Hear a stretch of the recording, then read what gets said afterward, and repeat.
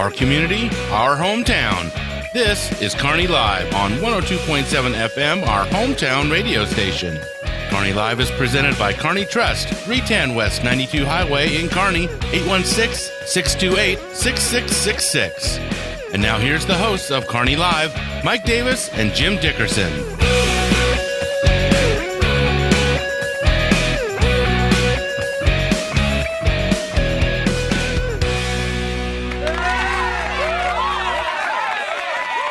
Yeah. All right, baby. I love the sound of that. Welcome to Kearney Live. Here we are. It's Wednesday at noon, and almost every Wednesday at noon, you get exactly what we're about to serve up here from 102.7 FM. I am your host of Kearney Live, Mike Davis, along with producer, engineer, and the man who takes care of everything at the station, nearly everything, 99.9%, Brian Watts. Thank you. Thank you. You're welcome. I got first of all, Jim Dickerson is out today, and we all have other jobs except for Brian. Hello. What the heck? That was interesting. That's your little, what do they call that with the record? How you did the... we call it kind of back a fat finger problem there. I like that. Anyway, sounded like you were doing some rap music. I like that. Okay. I don't know that we really serve any of that up here normally on Kearney Live. But in any case, Jim is out, a great guy that he is, and we'll miss him. But we have a fill-in today. And I want to introduce the guest host in Kearney Live here today. Very, very special individual, Mr. Gunnar Trammell. Yep. You're welcome. And how's his levels there, Brian? That's good. He could project a little bit more, please. All right. So Gunnar was our summer intern last month, right? In June. Okay. You were here for 30 days, and you learned that nobody could swear like Jim Dickerson. And he's he paints just a wonderful picture with his language at times. Very colorful. Very colorful. Yeah. And but aside from that, you never really did get an opportunity to get on the air. So how's it feel right now? Just what are you thinking? It's good. A little weird, like hearing myself talk. I don't know. I've never done it before. Interesting. Well, I'm enjoying it so far. That's great. And tell us, you're going back to school this fall at right Kearney High School, and tell us what you're going to be doing there. What grade you're in? I'm a sophomore at the high school. I'm doing a couple broadcast classes. I don't know. I'm just really enjoying the whole broadcast side of the school. I guess they have a really good system there for the yes, they do football and baseball and everything about that. Right. And you've got a couple of really good instructors over there, not to mention the amazing equipment that you have to work with over there. I've seen it. You've got a full-on set for news broadcast and things of that nature, which is really cool. So having that is a great start. But you have some great teachers. Talk to me about some of the teachers you've got over there. So for the internship, I was Miss Stevens, and she's a great teacher. She helped us the whole way through trying to reach out to the people that were running the internships. And then I think the teacher for the broadcasting portion is Miss Carmack, and I had her in elementary school as an art teacher, and she's a great teacher. I love her, and from kindergarten to 5th grade I had her, so yeah. Right. So she's did she follow you all the way up because she liked you so much, you think?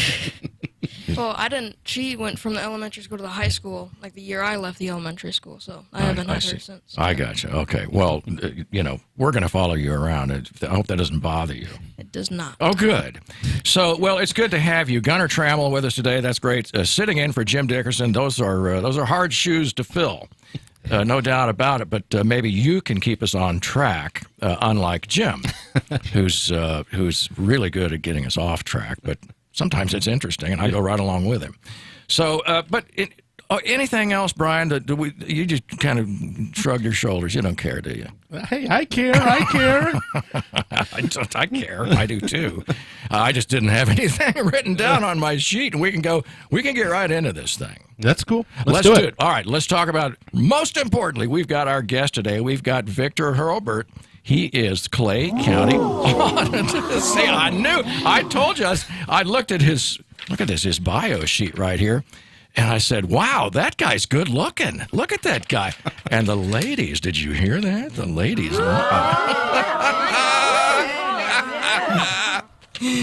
Married, sorry. Exactly right. So back off. I'm telling you, that was awesome. Well, Vic, I said, can I call you Vic? Does anybody do that? That's fine with me. I usually go by Victor. Oh, I'm going to call you Victor then. Right. I know. Well, I misspoke. I apologize. I'm the third Victor in the family, and then I have a son as well. So lots of Victors. I like that. Victor sounds far more sophisticated. Yeah. Vic, I sort of think, not that there's anything wrong with it, but it's sort of like you would have your name stitched into your shirt, and it would say Vic. I'm not making up any sort of kind of dispersions on anyone. Yeah, don't make fun of those blue-collar guys. I love these guys. I know, and I didn't want to be misunderstood at all, but a lot of things that I could be misunderstood over. Anyway, it's great having you here. You, as auditor, there's a couple reasons. Actually, the primary reason you're here is that you're running again for auditor, correct? Yeah, thanks for having me. Certainly. So in 2022, next year, right? The election will be in the primary. First one, of course, August. So I've made my decision. Thought and prayed a lot about it, but yeah, I'll be running for re-election next year, seeking another 4 years as Clay County Auditor. So. Outstanding, and it's a fiduciary trust, right? I mean, the people have a sense that when this is a job that we have to, as Clay County, and I'm not a Clay County citizen. Clay County citizens have to trust that person who's in charge of overseeing whatever financial transactions happen, right? Oh, absolutely. So the auditor in first-class counties, yeah, larger counties in Missouri, is essentially the only real watchdog capacity for county government, and everything connected to county government. So, yeah, absolutely. There needs to be a lot of trust with that individual, and I felt, incumbent upon myself. I signed the state audit petition, and we needed it. Absolutely, there were things going on, and that got started in 2018. But I felt that we have a first-class county auditor for a reason. Typically larger counties don't get a state audit. Right. The reason is you have a county auditor. County auditors don't exist in smaller third-class, fourth-class counties. So I think, what I've established is get back the duties for the county auditor and be more proactive. That's what Clay County needed. And so I worked to that end. I got, 15 audits on the administration. And I've been working weekly, sometimes daily, with the state auditor's office to get that audit done as well. So certainly I think that's what the citizens deserve, especially with all the history of Clay County. Exactly right, and we're glad that a good deal of that is in our rearview mirror. Oh, absolutely. Now, if you find things that are illegal or some nefarious evidence of, let's just say shenanigans, what happens then? Are you able to hand that over to a Justice Department or some, how does that process work if you find something wrong? Yeah, certainly. So you have the Clay County prosecutor, who, if it's in their purview, in their scope, they could take action. Other options are the Missouri Attorney General. I see. And I have reported a number of things to the Missouri Attorney General's office over the years. What typically happens after that, once you've turned it over? They might give you a response. They might not. So, a lot of the things, to be honest with you, with the prior administration, we are in a new day, but they were quite cunning. Okay. They weren't, just people just doing bad things and not even thinking about it. They were smart in how they. That's even more dangerous. Yeah, absolutely. Yeah. And you find that in government, unfortunately. And so that's why we have checks and balances. Right. And so a lot of the things, in my estimation, didn't arise to a criminal level. I see. Are they inefficient? Waste of taxpayer resources? For sure. Yeah. Now we'll see if the state audit has anything more to say on that. We're all looking forward to that. But even then,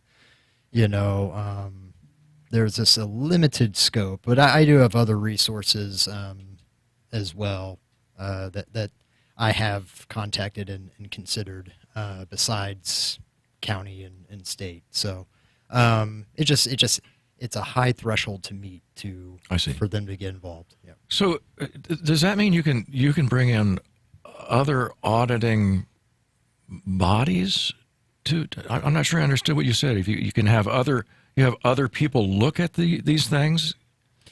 Well, that aren't in the state, in other words. I mean, can you have like a private company come in and investigate? Well, to that point, we have annual financial statements that we prepare and that my office took control of. So previously, we did not have the responsibility for financial statements.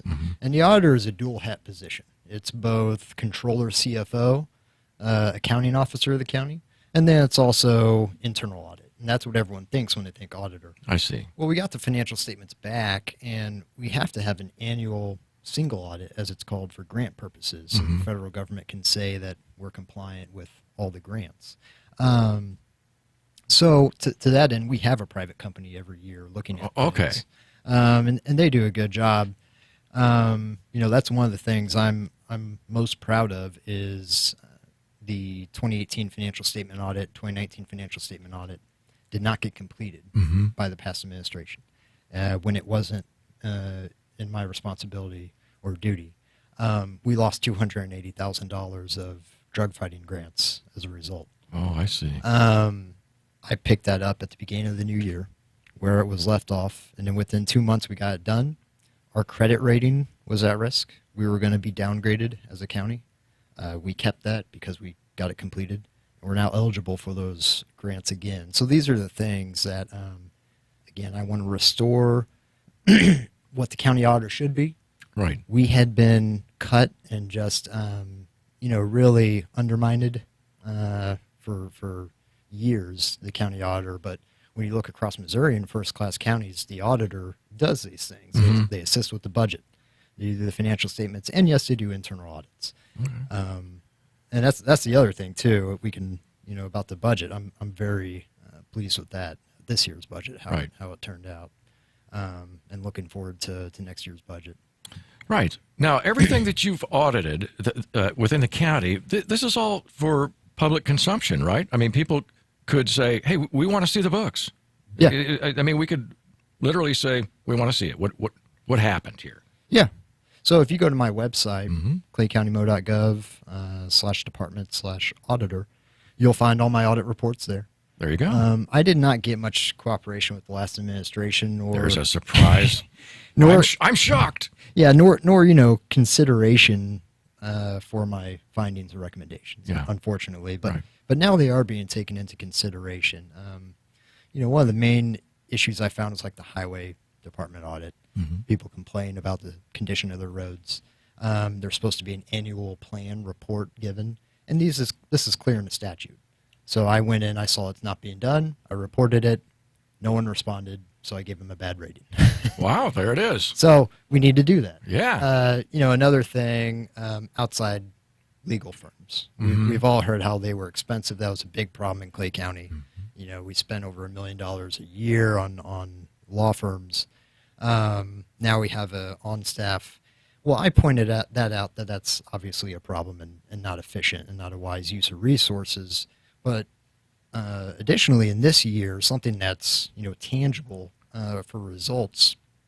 At the end of 2020, the administration passed a bunch of retainer payments to these law firms for their outstanding legal work as we head into the new year. Oh boy! Well, my office, working with counsel, working with new administration, we kept on that. We kept tabs on that, on those bills, and we got back $150,000 for chasing that down. Outstanding. Keeping tabs on that. So right. That's just another example of something that was positive for my audits. I did an audit on government credit cards, P cards as we call them. Right. Purchasing cards. Familiar with them. Yep. So we used to have $1 million credit limit at the county. Good grief. Can you imagine having $1 million?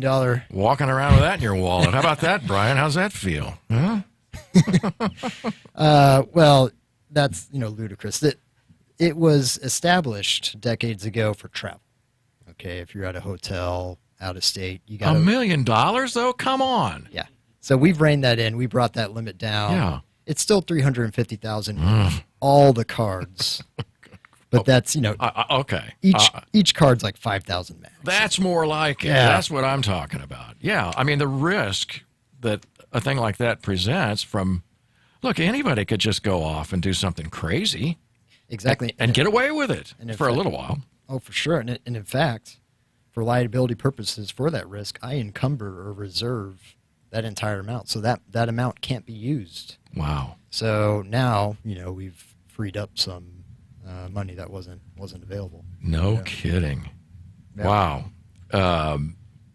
I was just thinking here, we've got about a minute to break. Gunner, dude, good grief. It sounds like jet aircraft just flying over very, very low. Is there an air show? I mean, it is shaking the building. Blue Angels were here.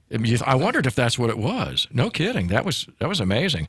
I don't know if anybody could hear that on the air, but it was shaking the floor of this building.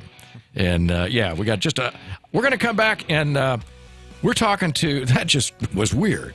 We're talking to Victor Hurlbert. He is the Clay County Auditor and also running for the same position here in 2022. Stay with us. We'll be right back. You're listening to Kearney Live.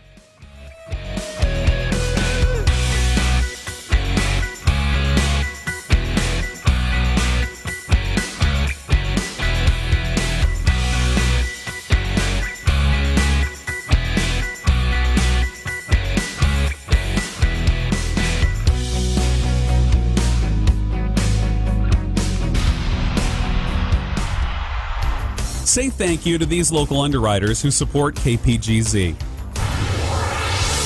Simplify your banking, simplify your life. It's easy with Kearney Trust Company. The world has become fast-paced, and we understand that you are busy. That's why we offer a banking experience that's as simple and stress-free as can be. Kearney Trust goes beyond convenient locations and good customer care to offer banking services that make managing your finances quicker and easier than ever before. Online, bill pay, e-statements, and mobile banking are available to give you a positive banking experience so you can get back to your life and activities. Kearney Trust also provides capital to people and businesses so they can achieve their goals. Whether you know exactly what you want or just need someone to talk to about your dream, you can speak with them and work on that dream. You may just be getting off the ground or ready to move into your brick and mortar building. Kearney Trust will provide you and your business with the resources you need to succeed.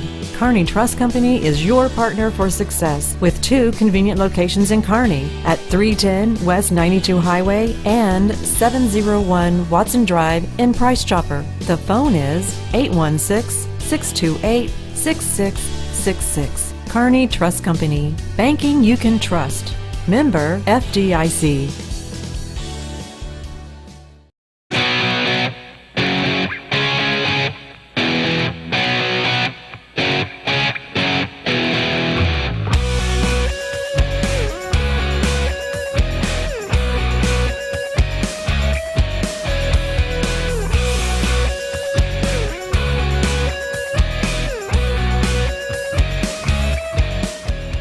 And welcome back to Kearney Live. Today we're here with Victor Hurlbert, the Clay County Auditor. And you were in the Navy. How long were you in the Navy? Yes, I was. Yeah, so I went to United States Naval Academy and, graduated there. And then, yes, I served as a Naval Intelligence Officer for an air wing for just my my commitment of 4 years. So, it was a very good time. I thought about it since 9/11. So that happened for me when I was in 8th grade. And so throughout high school, that was what I was thinking about. I had to do something to that effect. So I wanted to be an officer, and I got in, and I did targeting intelligence for an air wing on an aircraft carrier. And it wasn't something I wanted to do for a career, so I made the decision to get out after some tours, and now here I am.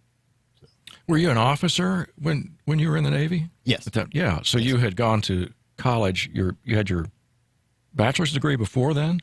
So Well, the Naval Academy it's both. Oh, of course. Yes. Yeah. I'm sorry. I completely missed that part. I was looking away. That's okay. Yeah. Well, of course, the Naval Academy. And fantastic. What a background. Well, yeah, I worked hard, and it's both a commissioning as an Yes, officer. of course. Yeah. Yeah. And I apologize. Yeah. Okay. I'm sometimes distracted.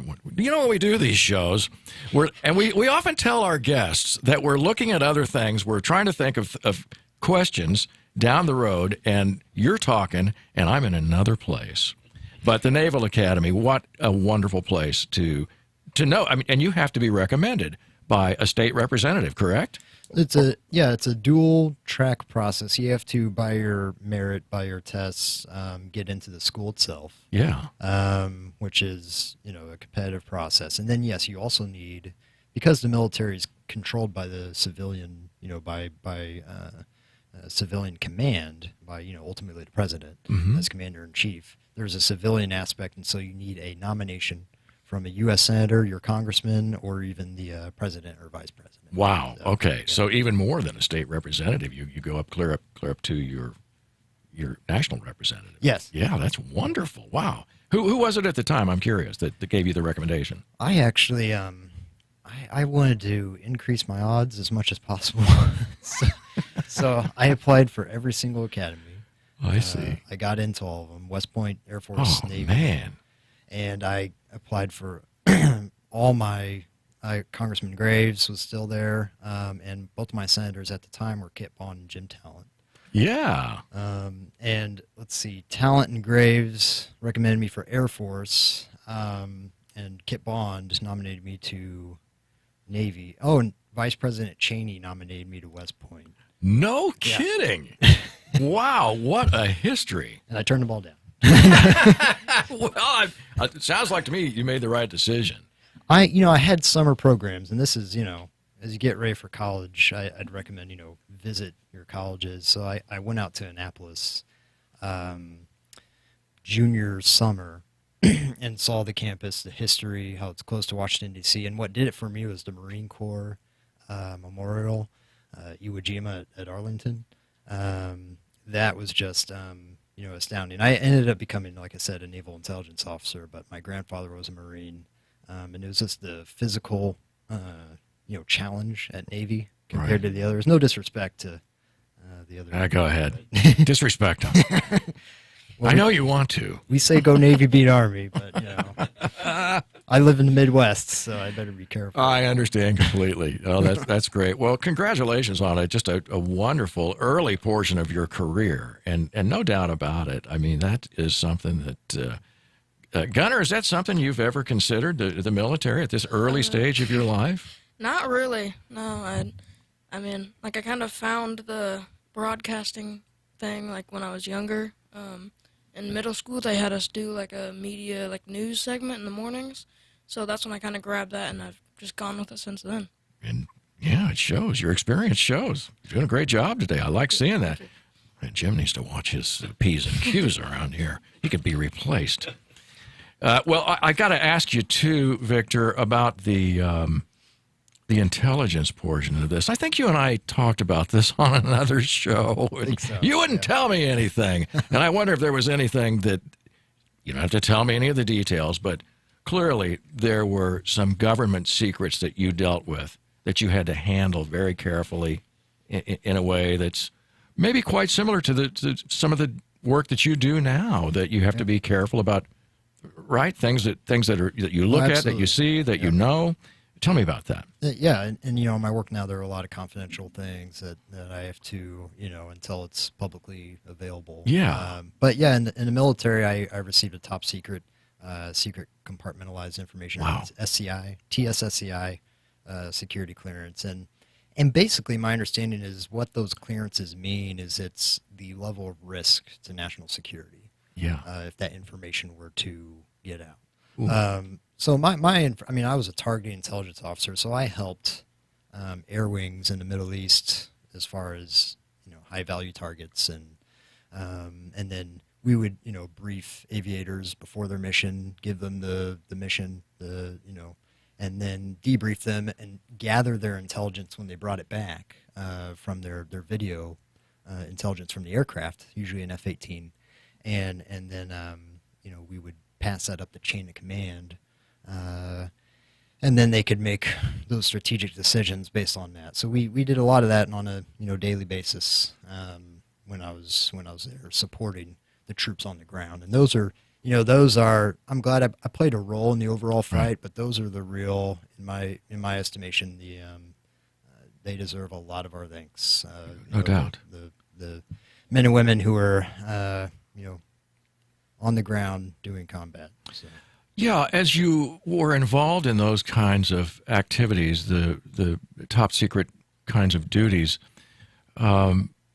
you must have at some point had you're thinking about how important of a role this is and how critical it is to keep obviously the secrets that are that are potentially threatening. But did you ever consider the weight of the position you had? How did it, when you're in the middle of it, what are you thinking? Are you just too busy to consider that, hey, this is really important stuff? Yeah, I'd say probably too busy. You're really taught from day one, like at Naval Academy, that you're part of a team, right? And so that's what they look for, is servant leaders, people who are involved in group activities, not really someone who's an individual. So you look at it from that perspective, that you're part of an overall mission and team. And frankly, I mean, I was a junior officer, didn't know what I was doing, had the senior enlisted leaders tell me what to do. And, and then all the big, COs and captains, they're the ones who, had all the, They had the authority there. Yeah. Well, that's all right, though. Well, it's still, I mean, what a colorful career to get started. I mean, a young person being involved, and you were on an aircraft carrier. I mean, it's just fascinating just to be a part of it. But to actually be there on a daily basis. What were the longest time you were out on a carrier? Deployment was 8 months. Some of them get longer, just because of how many ships do you have available, and what's the op tempo. And frankly, from my perspective, it was Groundhog Day. It was a little strange. I guess I could understand that. Yeah. You're on this massive size of a city carrier. Yeah. And intel people in the Middle East, 100 degrees plus, are wearing full jackets because they go into these cold rooms with all the computers, and wow, it was a little strange. Yeah. But Well, I would say that this is the kind of background that if a county was fortunate enough to have someone like yourself running for auditor, that you absolutely have the kind of background that we'd want for this position, right? It's a strange application. I think, I currently work in an office with no windows. So at the beginning of my term, at the end of 2018, they kind of saw the writing on the wall of what my objectives were going to be to audit them, and kicked my entire staff out of where they were into a windowless room in the center of the basement of the courthouse. Now, is that by design for security purposes, or they just don't like you? Well, I guess we're in a safe spot. No, I think they just didn't like me. I mean, yeah. I'm thinking of the movie Office Space, where you got moved downstairs. And right. Did you take your stapler with you? I did. I do have the stapler. Yeah. But, oh my God, that's where accountants belong, I suppose, so it's all right. Well, maybe so. I don't know about that, but we're in a windowless room right now. But, hey, we're all in here and having a good time. We're visiting today with Victor Hurlbert. You are the CGAP auditor of Clay County, Missouri. Now, talk to me about CGAP. What does that stand for? Yeah, so there's an association. It's an internal... or Institute of Internal Auditors, okay? And so I got a certification. It's a certified government auditing professional. I looked at, what I thought would be good preparation for this job, and that looked like the most specific, education and training I could get. And in fact, I've ran across state audit staff and working with them on the state audit who hold that same designation. And so it is very specific. It's allowed me to perform those audits, like I said, and know how to do them in a competent manner. And so that's been very helpful, and continue to get the continuing education. I really want to make Clay County, the auditor, and as well as the financial hat we wear, I want to really make us the best financial office in the state of Missouri. I mean, there's no reason why we shouldn't be. And I think we're close. I'm having us join an organization called the Government Finance Officers Association. I want us to have, the best financial statements and budget out there. And so that when people look at Clay County and the government, they don't have any concerns. In fact, they see us as a model. So I would like that. Brian, do you share that? Wouldn't you like to have the best spreadsheet ever? Yeah, that would be amazing. Can we work on that, Bill Teal? That's right. Bill is our CFO, and yeah, I'm sure he does have. I'm sure. Yeah. I'll tell you, out of all of us, there's really no doubt it's as good as it's going to get. Yeah. Think about what the rest of us could do. Not much. Did you ever, Victor? Did you ever get a B in any class you ever took? Well, I'm going to guess no. I got a B, so this really. You're not happy about it, I can tell. In freshman English at what the heck were they thinking? At Naval Academy, I got a B. Yeah. Oh, how disappointing! Too much passive voice and like split infinitives.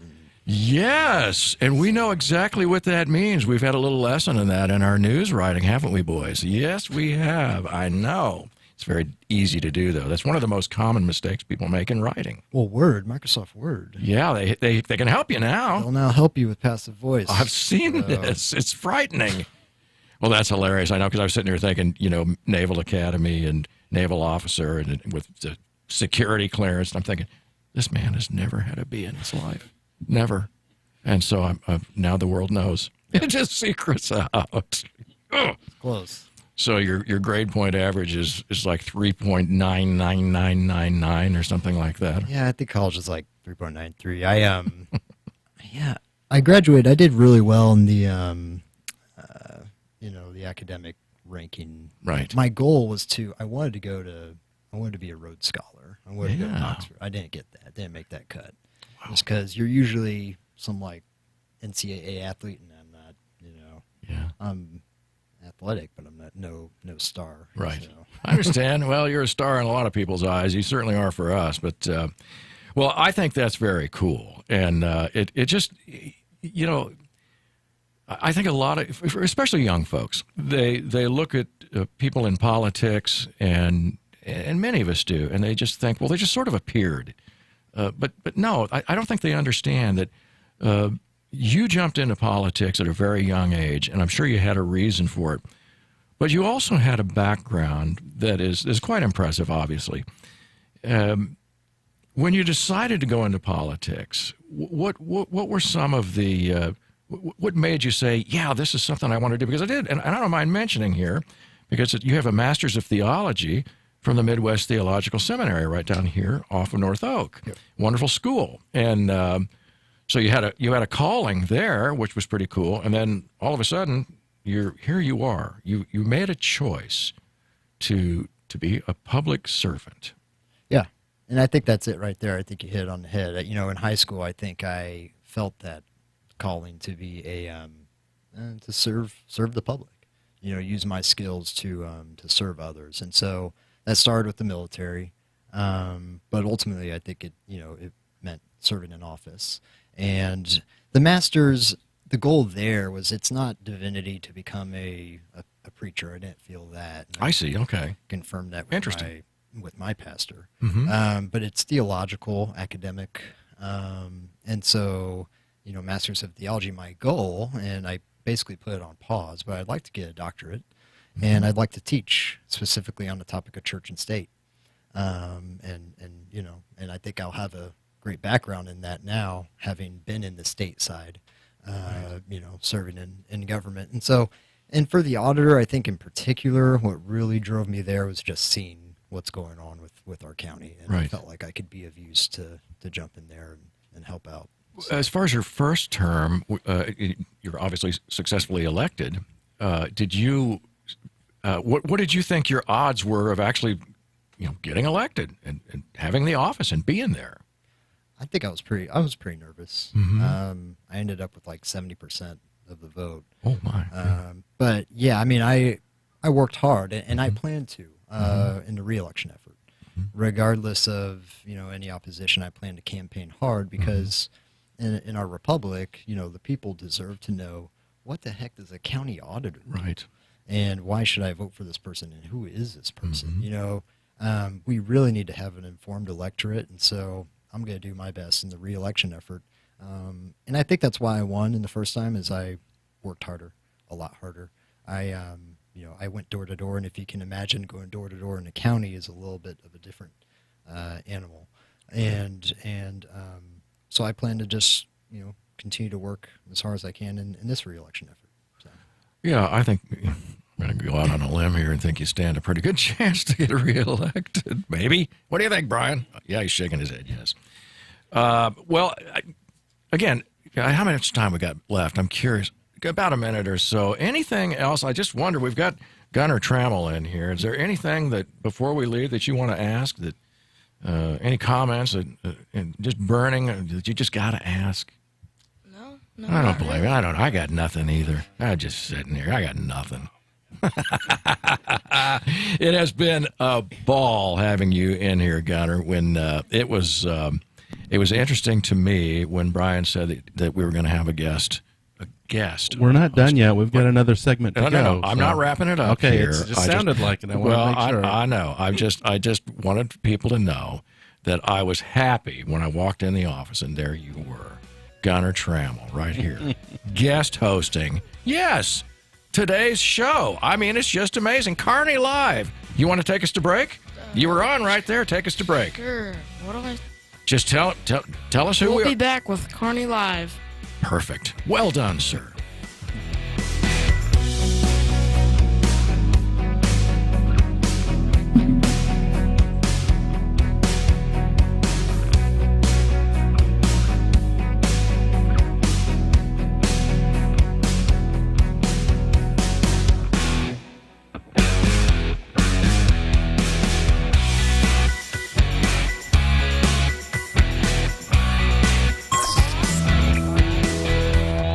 Say thank you to these local businesses who support KPGZ.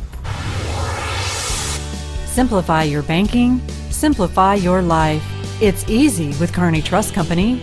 The world has become fast-paced, and we understand that you are busy. That's why we offer a banking experience that's as simple and stress-free as can be. Kearney Trust goes beyond convenient locations and good customer care to offer banking services that make managing your finances quicker and easier than ever before. Online, bill pay, e-statements, and mobile banking are available to give you a positive banking experience so you can get back to your life and activities.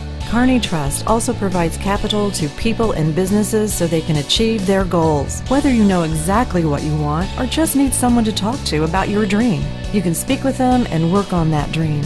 You may just be getting off the ground or ready to move into your brick and mortar building. Kearney Trust will provide you and your business with the resources you need to succeed.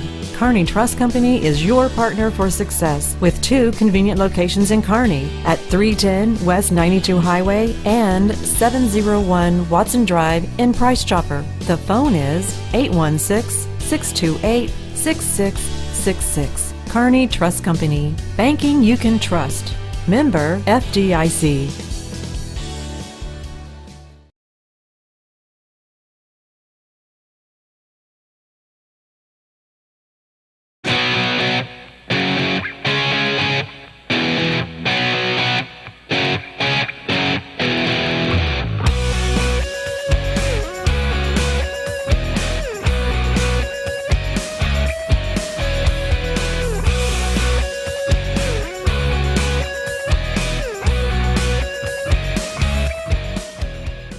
Welcome back to Kearney Live. Today we are here with Victor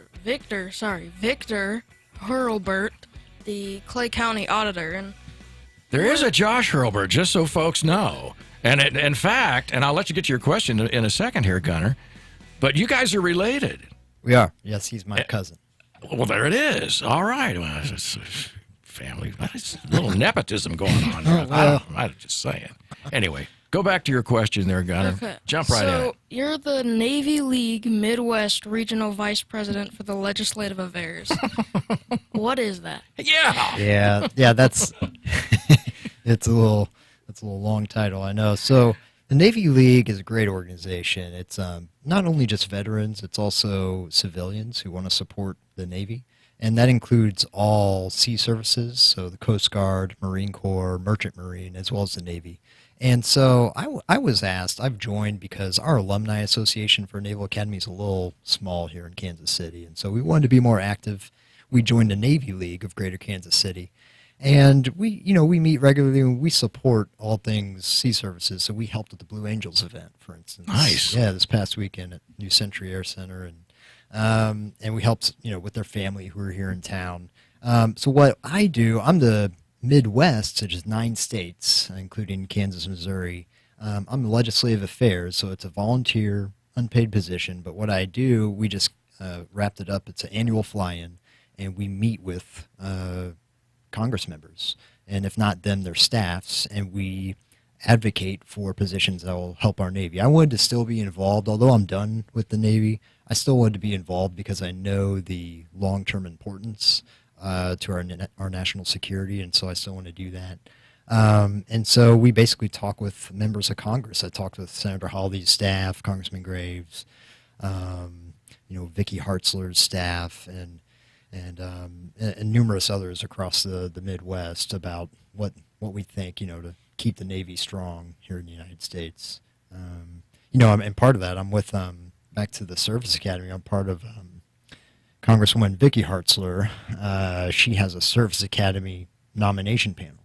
So high schoolers who apply to try and go to the Service Academies, I sit on that nomination board and help recommend them to her to appoint them. So that's another way I just try and still stay involved. So yeah, I enjoy it. It was my first year, so I've got a lot to learn. I took over for someone who has years of experience, so it's big shoes to fill. But I'm getting better at it, and maybe one day I'll go to D.C. and walk around the halls. We'll see. I'm surprised you haven't already. That's very cool.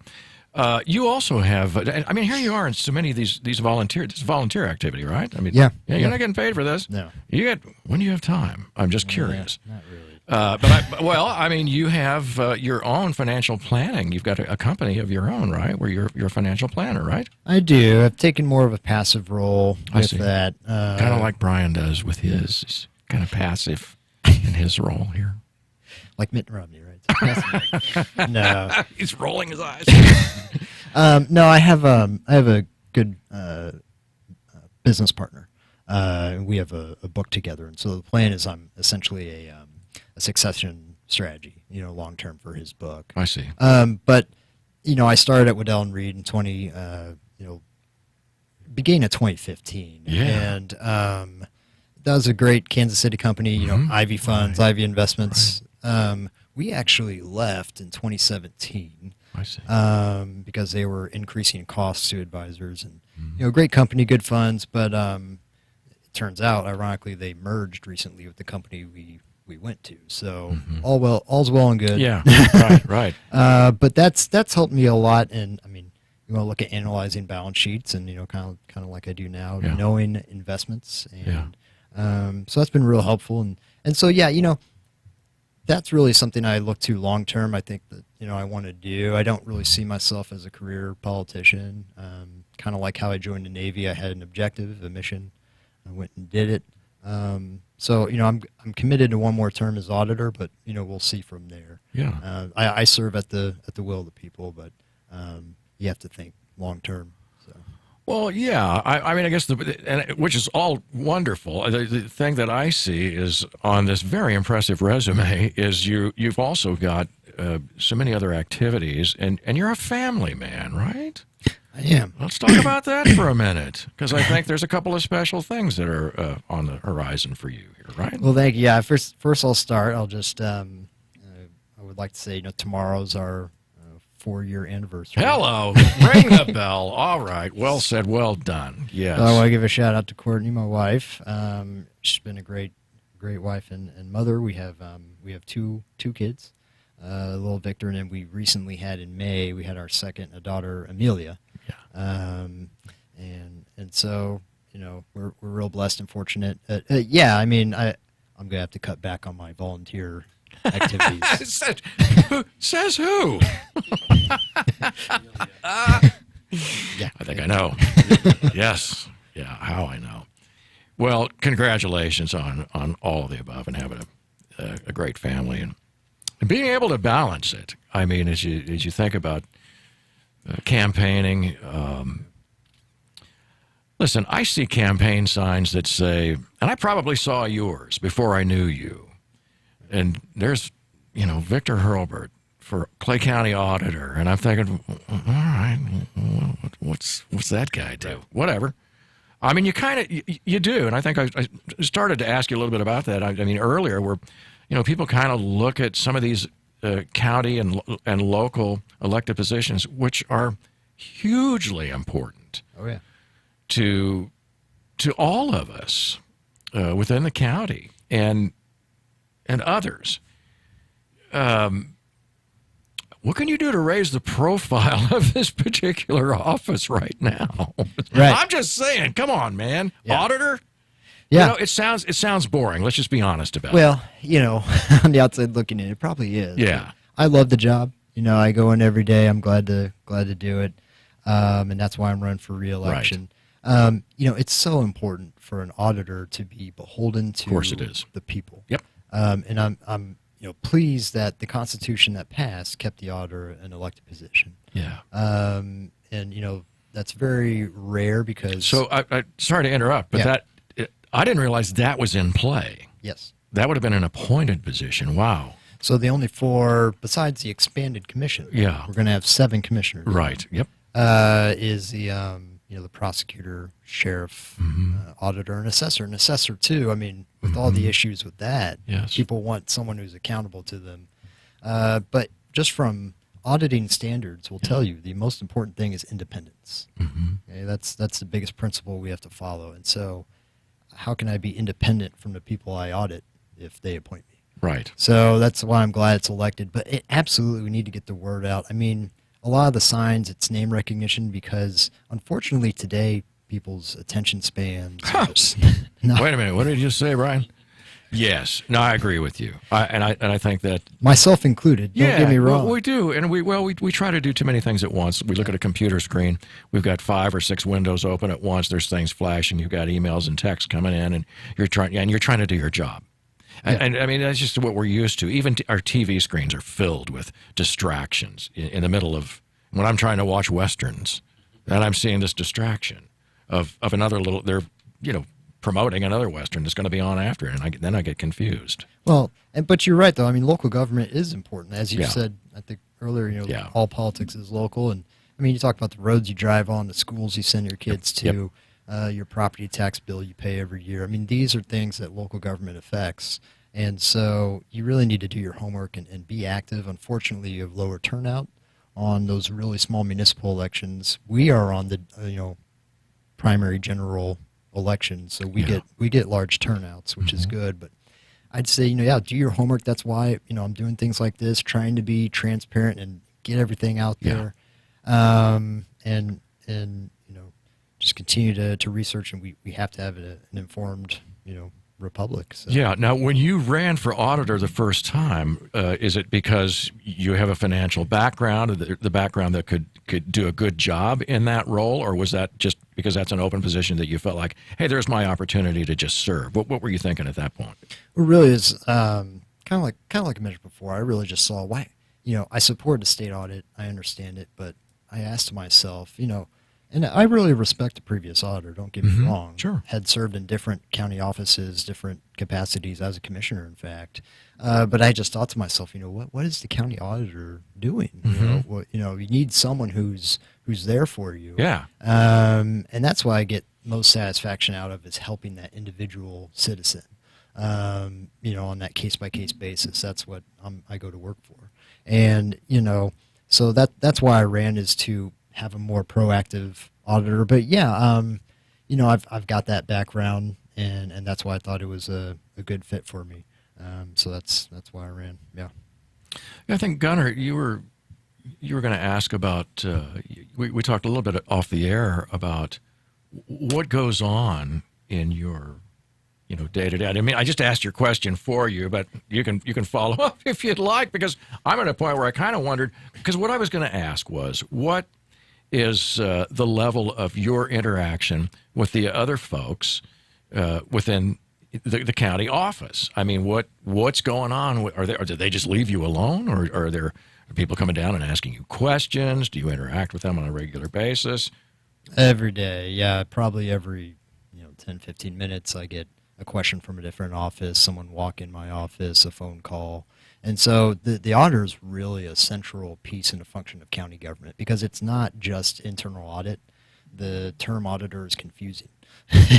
There is an internal audit hat, which I've done a lot of and held up and have a certification to that fact, but we're also the controller, the CFO. So we monitor on a day-to-day basis accounts payable activity. So we're looking at purchases to make sure, we're exempt from sales tax, for instance. So we're going to make sure if there's sales tax on the bid, we're going to take it off.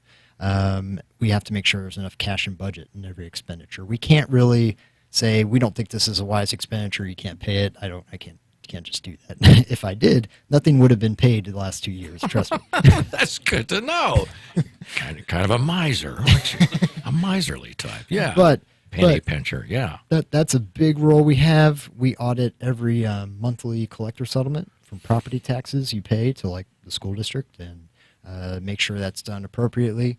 We audit payroll. We certify that there's enough money for payroll, so people don't get paid at the county unless I say so. There it is. We maintain a list of all capital assets, items with a value over $1,000. It's an old statute, but we keep a list of everything the county owns. We do the financial statements, and then I do internal audits. And now we're having a big role in the budget. County auditors in most first-class counties have a role in the budget, and I'm so glad this year we were, thankfully to the new commission, Commissioners Thompson, Nolte, and Carpenter, we were brought in that process, and we found $2.5 million of waste. Okay, and it was from our recommendations of where we could find that money, and we cut that, and we actually helped the sheriff's office, Sheriff Will Aiken, make pay for deputies more competitive in Clay County by shifting it to the sheriff's office. So a lot of jurisdictions in this metro are going the other direction, taking money away from police. In Clay County, it's the exact opposite. How refreshing is that? Yeah. I mean, good grief. Yeah. Well done. Oh, yeah. I mean, as long as I'm in office, I think law enforcement is probably one of the only, if not the main reason we have government. So we should, I would agree. fund it. And roads, roads are important.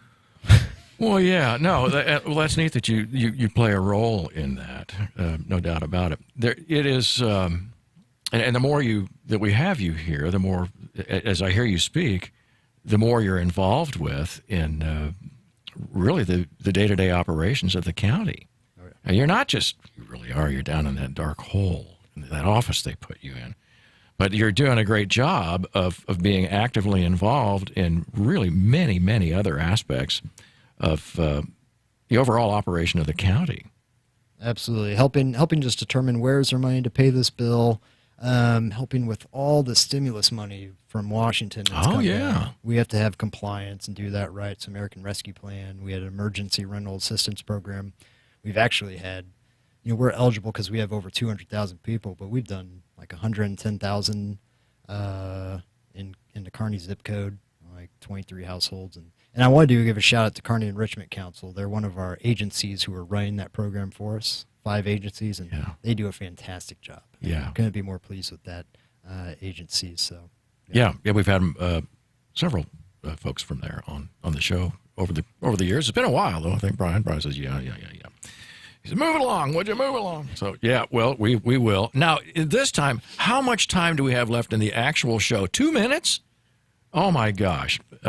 Do you think that, can you read that at all? He says, I don't know what that word, I wrote this note down right here for Gunnar. And I was thinking that maybe you could, I think the word is qualification. It looks really sloppy. It looks like I got less than a B in penmanship today. But that's something that I would, if I were you, I would ask Victor while he's here. So, what are the qualifications for like a first-class county? It's essentially based on your assessed valuation.